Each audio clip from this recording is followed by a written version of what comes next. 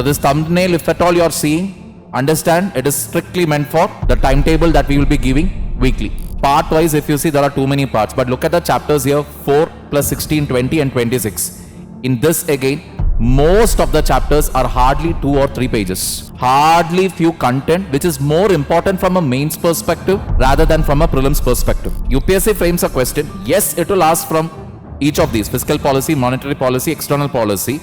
UPSC also targets sector-wise topics. If there is no data in it, if there is no scheme mentioned in it, you will chuck it completely out. We have already covered the entire polity and economic current affair in 2 weeks. What will we do now? Those of you who have covered it, you will now move on to... Hello everyone. Welcome to OnlyIAS English YouTube channel. My name is Nikhil Ram. I am back with your weekly goal 3. Now many students have responded in the comment section that they have been able to do justice to whatever goals have been given to them.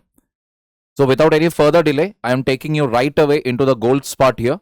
And I have said it earlier also, if you find any particular topic during your preparation which is tough for you, you may please put it up in the chat section now.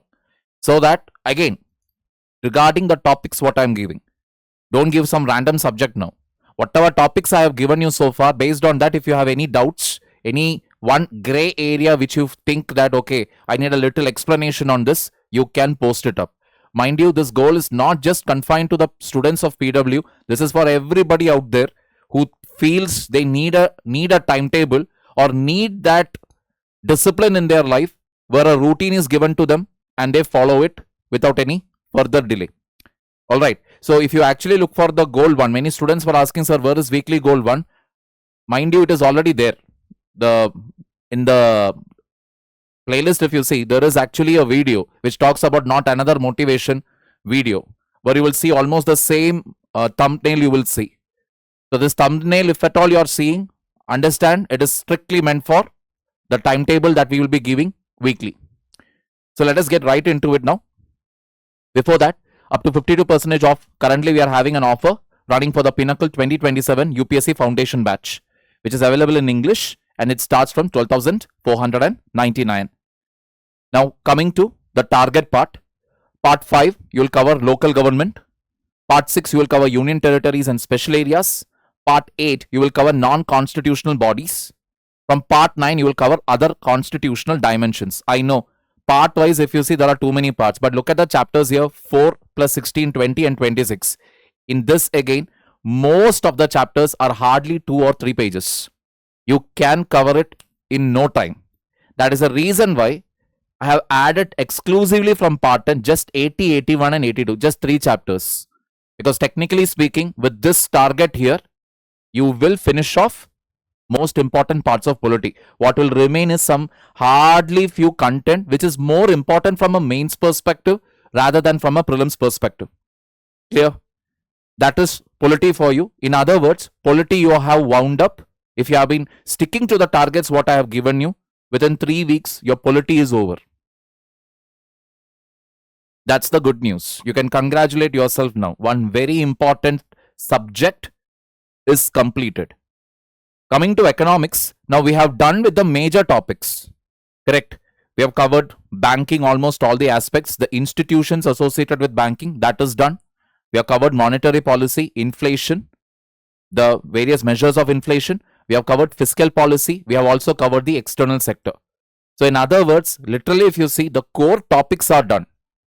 But core topics, actually the understanding of core topics helps you to frame a good answer, improve your understanding and correlation with current affairs. But we know it that when UPSC frames a question, yes, it will ask from each of these: fiscal policy, monetary policy, external policy. UPSC also targets sector-wise topics. So now what you're going to do is you're going to target that one major sector which has implications even in environment or otherwise geography. So what is that topic here? That is agriculture. You will be covering the entire thing associated with subsidy. Now subsidies importance, you would have already covered it under fiscal policy. Subsidy comes under revenue expenditure. It's a monthly expense. If the government sacrifices on that, that's it. You can forget the next election. This agricultural subsidy that you will be covering in detail. You will cover minimum support price. Needless to say, when I say minimum support price, you will cover for which and all crops MSP is there. Associated with MSP, what and all are there? You will even cover it for sugarcane, FRP, fair and remunerative price. That also you will cover. Which are the crops for which MSP is not there? That you will cover. You will again differentiate it on the basis of Rabi, Kharif and Zaid crops. Got the point here? Season wise also. Associated with that, you will also target what? Insurance. The insurance means insurance specifically for agricultural sector. I'm talking about Fasal Bima Yojana and any other scheme that the government of India has brought up in the recent times associated with agriculture. Integrate this with NABARD now. NABARD we have already covered under institutions. Banking we have covered it. But you are going to connect agriculture with NABARD and how NABARD and agriculture comes together here. You will also connect it with cooperative societies, farmer producer organizations, which are there in news. So needless to say, when you are actually reading the current affairs of economics, you will specifically look for agricultural topics. I agree, some topics you would have already covered, but read it again. Because now imagine you're only doing agriculture now. So agriculture means you can see it as a geography topic. You can also see it as an environmental topic. You can also see it from economics angle. So holistically get it done. Because goes without saying, in that process, some aspect of environment, some aspect of geography gets covered there. Clear? Then you will go for what? APMC NAM. What is APMC? Agricultural Product Marketing Committee Act. APMC Mandi, National Agricultural Market. That entire thing, including E-NAM. Purpose, when was it launched? That entire ball game.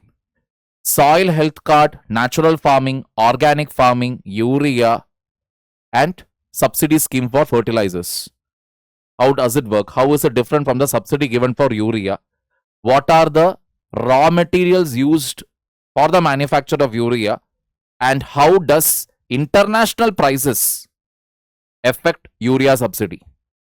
That also you will find. Again, simply go and see the data associated with how much are we producing, how much percentage are we importing. Latest data. National Food Security Mission, special focus on rural schemes, again based on current affair. Got the point here? So anything and everything to do with agriculture, what has appeared in the current affairs now from last May to maybe December month current affair, I think it would be out now. May to December, that you will cover. Got the point here? Taking it further forward. Alright people. So in that regard, what we are going to make a slight change in the current affairs will be, instead of May to November now, you will actually cover what? May to December. A slight update. Only polity and economics, looking again only for facts, mains oriented pattern or points, way forward, etc. If there is no data in it, if there is no scheme mentioned in it, you will chuck it completely out. Got the point here? Some students have again reached out to me and they were telling me that, sir, we have already covered this. Now what should we do? We have already covered the entire polity and economic current affair in 2 weeks. What will we do now? Those of you who have covered it, you will now move on to, for students who have covered, start with environment and geography current affair. Because those are the next 2 subjects that we are going to deal with. Got the point here? So geography and environment, again 2 heavyweight subjects. You get it right, you are scoring well. These 4 subjects can literally turn the tables for you. Got the point here? I'm giving you a clue in advance now that this is what you are going to handle. Then, again the PYQs from 2013, only polity and economics, analyze each wrong option, analyze each statement. Goes without saying, those who have already finished doing it, you may start with environment and geography's PYQs. Clear people? As usual, let us look at the nature of questions being asked. This is again from 2025. Which of the following are the sources of income for the RBI? Buying and selling government bonds, buying and selling foreign currency, pension fund management, lending to private companies, printing and distributing currency notes. I know for a fact that RBI is a central bank.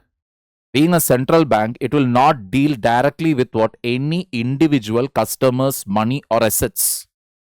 It basically manages, or the monetary policy that is supposed to be affecting, or rather regulating, the entire banking system of the country. It has nothing to do with individual.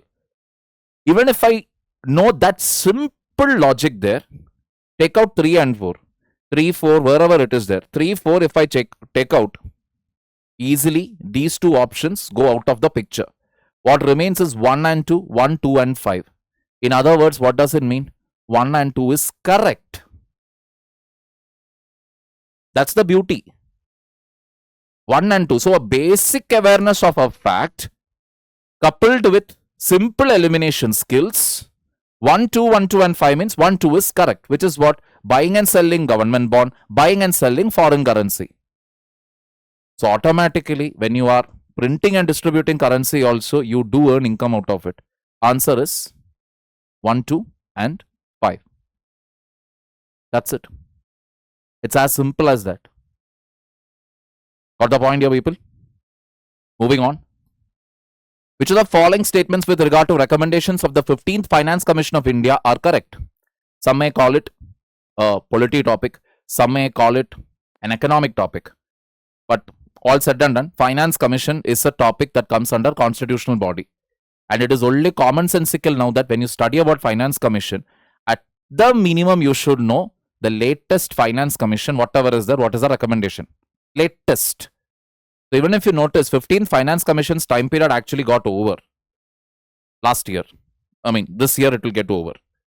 So, in spite of that, they asked a question on it. And again, not at all easy, right? Why? Because look at the statements here. It has recommended grants of rupees 4,800 crore from the year 22-23 to the year 25-26 for incentivizing states to enhance educational outcome. Who will remember this? Like for health, how much money has been allocated, or for defense, how much money has been allocated. For each sector, how much money has been allocated. If you start trying to study that or trying to even mug it up, how are you even going to retain it? Because this is not the only fact that you need to remember, right? There are so many schemes, so many recommendations. How much are you going to remember, or rather retain? And there is a very good chance that when you try to mug it up, okay, this is this much, that is this much, you will end up getting confused totally. If we look at the first statement, there is no stretch of imagination by which I'll be able to answer it. It's difficult. Look at the third statement again. Rupees 45,000 crores are to be kept as performance-based incentive for all states for carrying out agricultural reform. As usual, the next question. How will I know? It reintroduced tax effort criteria to reward fiscal performance. Again, maybe, I'm not so sure. Fiscal performance means you are bringing down your debt.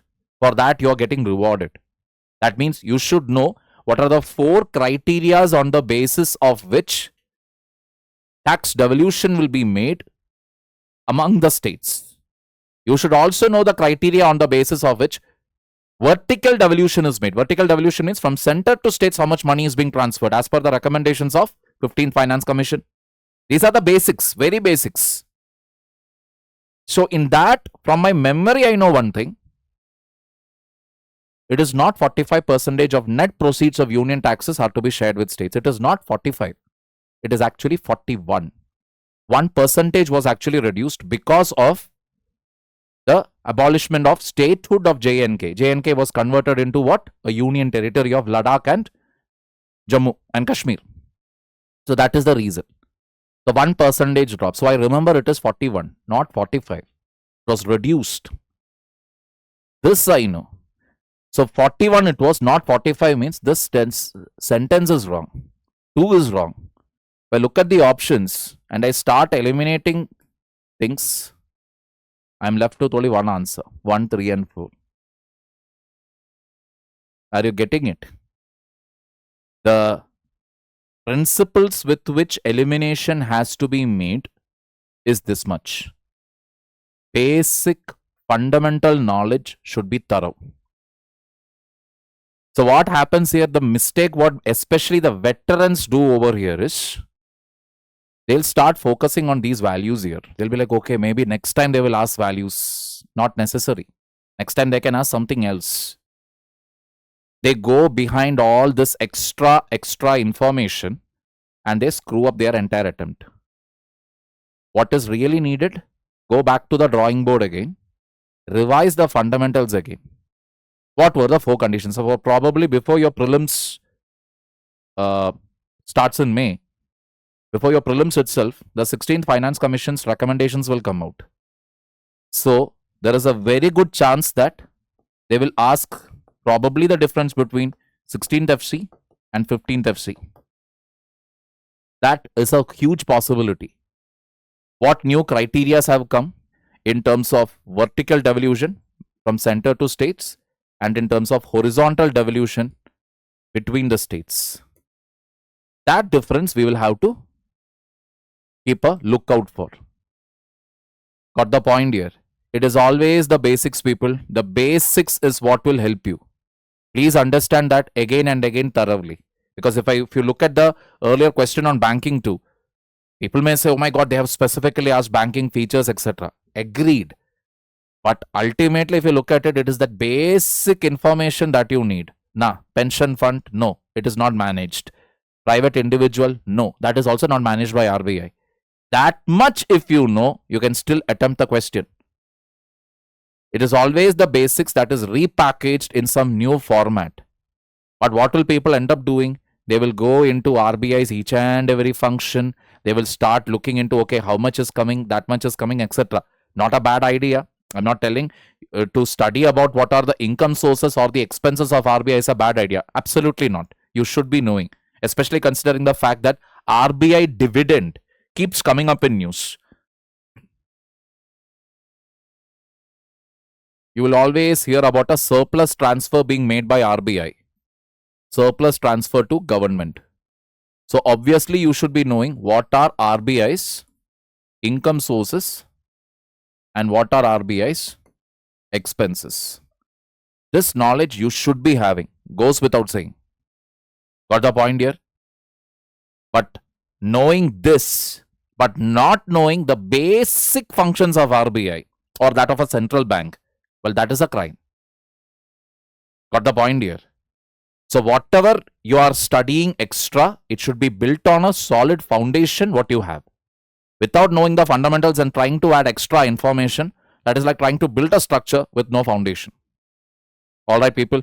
So with that, we come to an end of weekly goal number 3. Any queries you have, any suggestions you have, please put it up in the chat section. All right. God bless you all. Happy preparation. Do well. Take care.